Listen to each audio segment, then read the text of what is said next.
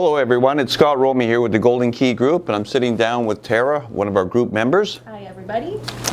And a topic that's come up a couple times this week, we thought we'd just discuss a little bit on, just kind of touch a little bit on, is what? Feng Shui. Feng Shui. What is Feng Shui? What is Feng Shui? That's a very good question. A lot of people have heard about it. A lot of people don't know so much about it. Feng Shui is basically a Chinese superstition, much the way we believe in different things where, you know, when you're walking on the sidewalks, you don't step on a crack and things of that nature. So Feng Shui basically is what Chinese believe that brings in good and ill benefits or life, all things that would affect you. So you either have good Feng Shui or you have bad Feng Shui. So should it be taken seriously?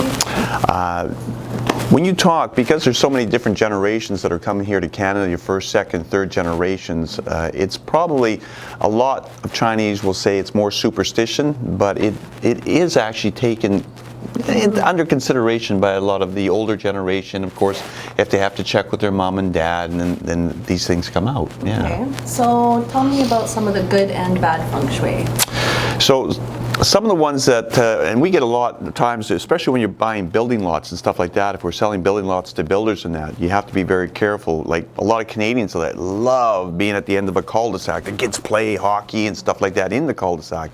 However, under the Chinese Feng Shui, they believe at the end of a cul-de-sac or in the T, it has the home, unfortunately, they believe will have evil spirits that will invade it, and therefore it's bad Feng Shui. Some of the good Feng Shui is if you're living anywhere near water.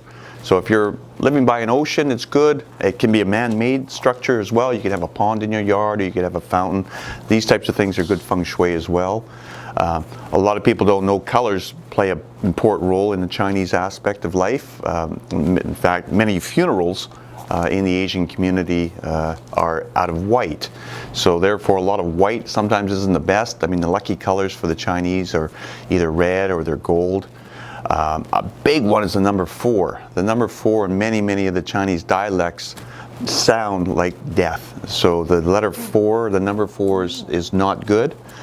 But I tell you, if you have the lucky numbers of 3, 6, or 8, man, you got a hot little house there on your hands. So, so not putting anything certainly down. It's just that you know, in our industry, when we go down to take a listing appointment today, because of so many different cultures that are coming into Canada, we try and not only help stage a home, but we also try and help people some of the good and the bad Feng Shui. Okay. Yeah. So what happens if a home has bad Feng Shui? What can be done?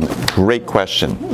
So if you happen to live at the end of a T or in a cul-de-sac, or it's something that may not be as desirable to the Chinese as others, don't fret. There are Feng Shui masters, people that come out and they can look at your home, or if there is an issue or a problem, usually it can be deflected or satisfied or compromised in a way that the home can become acceptable.